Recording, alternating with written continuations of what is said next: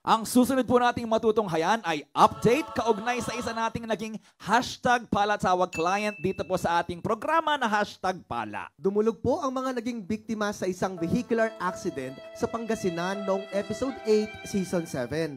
Nabangga po ng isang bus ang sinasakyan ng ating mga hashtag palatawag clients. Isa ang patay, may naoperahan sa spine at ang iba ay nagtamo ng pinsala sa katawan. Kung paano ito inaksyonan ng ating opisina, panoorin po natin sa ating hashtag palaaksyon agad.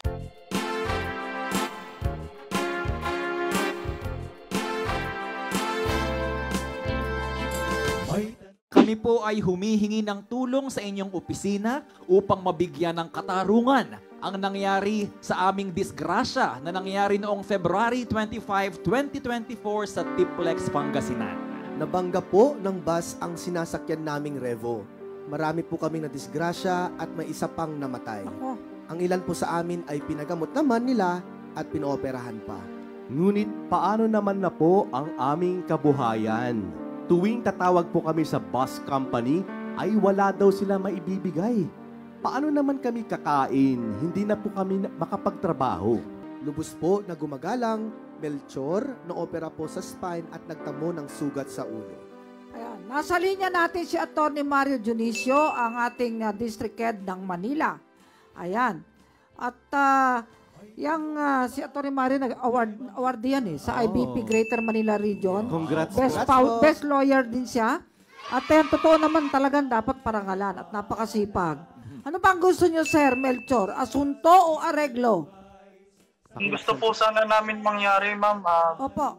Kung mga araw po na hindi namin nakapagtrabaho, sana po mabigyan na lang po kami ng I-discuss nyo po kay Atty. Mario Dionisio at gusto ko po dito sa Central Office sa Quezon City, immediate yung kaso nyo. Ipatatawag yung kumpanya. Atty. Dionisio, dito ka mag-mediate ha. Sasama mo sa panel si Atty. JC at si Atty. Eric Sales. I-set ninyo ha. At gusto ko makausap din yung may-ari ng bus. Noon pong sinabihan ako ni Chief na pangunahan ko ang pag-mediate dito sa kaso ng bus company, ay agad naming pinatawag ang pamunuan ng kasama ang driver at pinadalhan namin sila ng notice of conference. No? Dumating po sa opisina ang representative ng sa itinakdang araw. Ganon din ang mga biktima na sina Patrick, Melchor, Ismael, Marbilito, Herminihildo at Wilbert. Nagkasundo na din ang magkabilang panig kaya tinanggap na nila ang offer. Ang lahat ng ito ay naging posible dahil sa epektibo at dekalidad na mediation services ng CAO.